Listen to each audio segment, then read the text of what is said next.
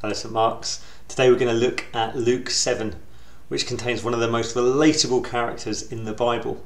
And with the help of this guy, and these guys, I hope that we can find the key to an even deeper relationship with Jesus. But first let me set the scene. Luke 7 takes place while Israel is under Roman control. The Romans have been in charge for about 90 years and the Israelites don't love it. They don't love having to pay taxes to Rome. They don't love that ultimately all of their decisions are made for them at a higher level. They don't get complete control of their own destiny because ultimately the Romans are in charge.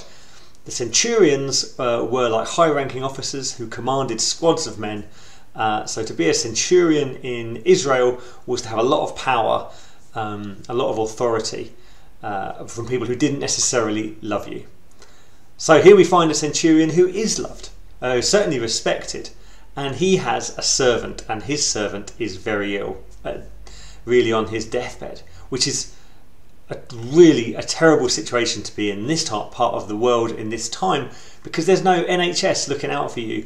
If you are dying, you really need a miracle.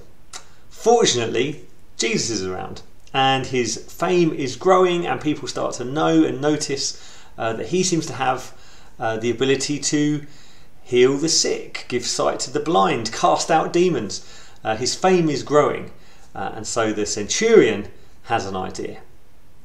Now what he doesn't do is what you might expect a Roman to do. He could have sent out a squad to round up Jesus and compel him to come, to essentially drag him by force if necessary, to see the centurion and to do what he wanted. Instead, the centurion is much more diplomatic. He goes to the Jewish elders and he says, could you put in a good word for me? Could you ask Jesus to come to my house? That's a much nicer way of doing it than just turning up with a squad and making your, doing things by force. And that's exactly what happened. The elders go to Jesus and they say, look, this is actually one of the good guys. I know he's a Roman, but he's all right. He actually loves the Jewish people. He helped us to rebuild the temple. It would be really great if you could do this. Now simultaneously, and this is what I think is super relatable, the centurion is having doubts about the tone of his message. He starts to panic that he didn't actually go and see Jesus himself. So he sends him another message. Before he's heard back from his first message, not even knowing that Jesus is on his way, he sends out his friends with another message for Jesus. And he says, please don't bother yourself to come to my house. I'm not worthy. And actually, you don't need to come because I can see the authority you wield. As a Roman soldier, as an officer, I'm subject to commands and I have the authority to give commands to other people. And I recognise your almighty authority over death. You don't even need to come here.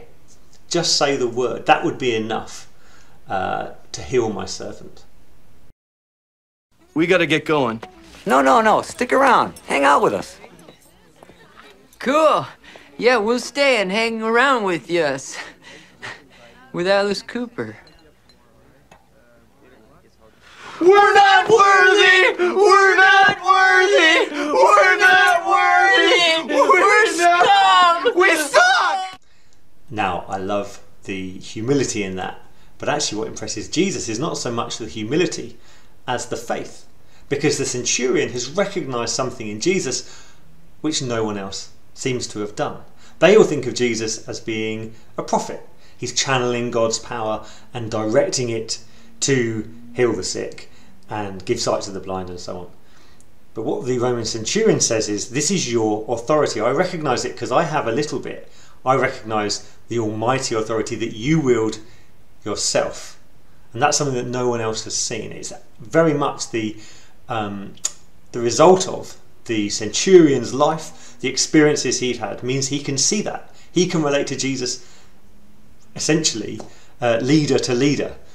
Now what's interesting is that Jesus doesn't cut him down. He doesn't say, you think you know. You think you know what power is with your tiny bit of human power. Doesn't do that at all. In fact, he's amazed at the level of faith evidenced by this centurion who has really got him, who's really understood just how powerful he is in a way that no one else has done yet. And that gives me great hope, because And kids, I'm going to talk about something like our models of God, but what I'm talking about is, what do you think of when you think of God? Who do you think of? What's the image that pops into your mind when I say the word God or Jesus? Who do you see? Is it the picture I showed you earlier, or is there something else? There's no wrong answer here, by the way. But what I do think is that quite often we have the same models. We have the same ones we've had for a long time. We think of God as a loving father, which he absolutely is, and that's a good model. But are there others? You see, sometimes we're told that Jesus understands us because he was human. He understands what it's like to be lonely, what it's like to be betrayed, what it's like to have a difficult relationship with your family. That's all true. But perhaps there's another level. Perhaps we can reverse that and say, because of what we've experienced, we can see something in Jesus that other people don't. Perhaps our own lives help us to unlock a deeper understanding of Jesus, a deeper understanding of God, and that's valid. In exactly the same way that the experience of the centurion allows him to relate to Jesus and spot something that's been missed, I think that our experiences of life allow us to build a deeper relationship with him.